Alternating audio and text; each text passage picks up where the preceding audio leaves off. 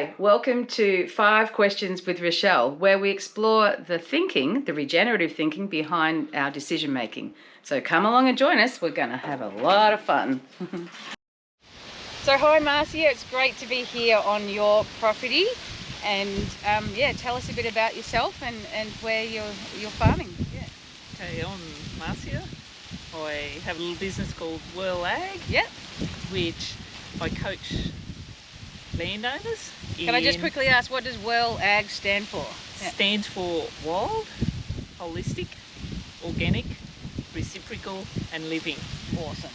So cool. It's about working with the whole natural system and getting those natural systems like the water cycle, carbon cycle, energy cycles just functioning how they should, and enhancing that so you can produce whatever it is you want to produce.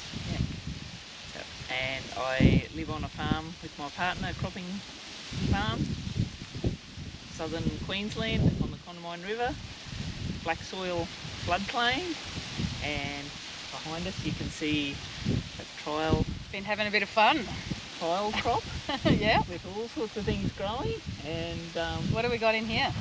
We've got sun hemp, forage sorghums, tillage radish, forage brassicas, buckwheat, sunflowers, and whatever else wants to grow.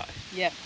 And it's all about having diversity, building that soil health and getting carbon in the soil, so we get moisture in the soil, get air in the soil, get organisms in the soil, and grow really cool plants. Yeah, and I've loved, we've gone for a run this morning together and we've been looking all over the property, and I just love the way you're stealing these little pockets that are not in the the cash crops at the moment, and putting in these multi-species to basically heal certain areas, so and restore the function. So and those little pockets, every farm has them, that they're a nightmare to farm.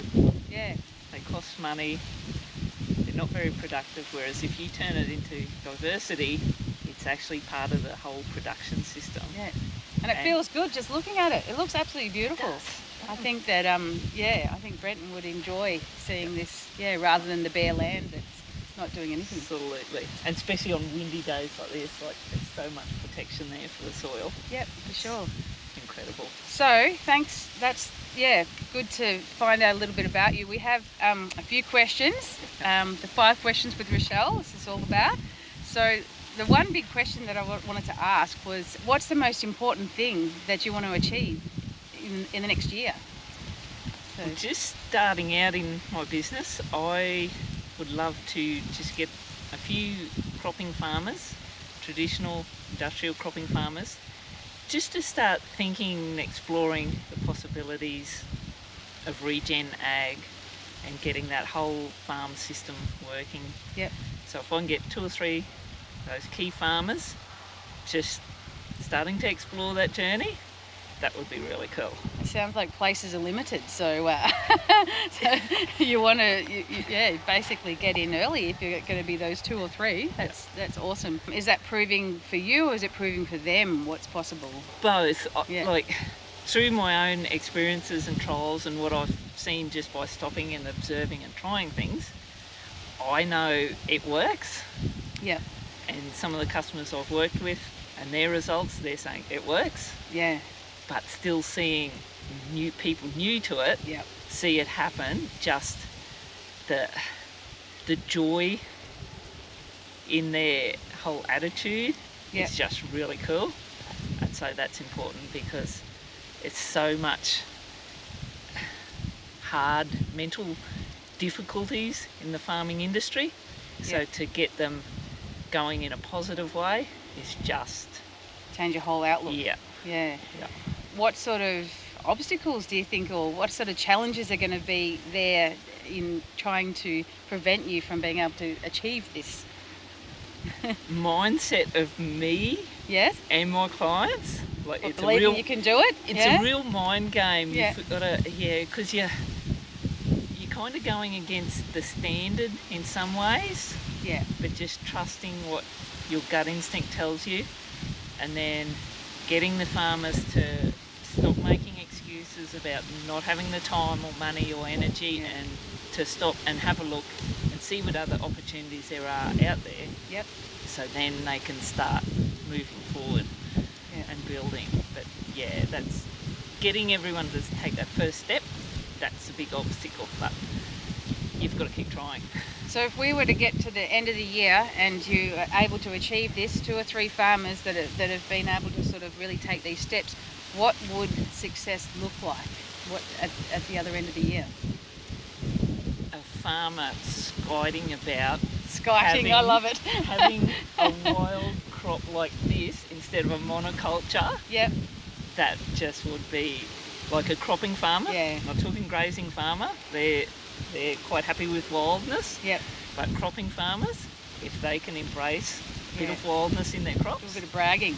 Brag about bragging it. at the pub. Yep. Have it in their front paddock on a highway. Yes.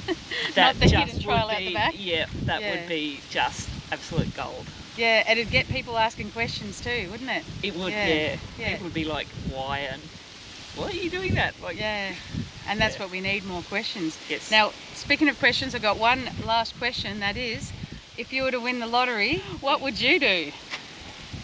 I would buy a bit of land that had everything from a mountain to a river and floodplain, and just have a demonstration thing. Yeah.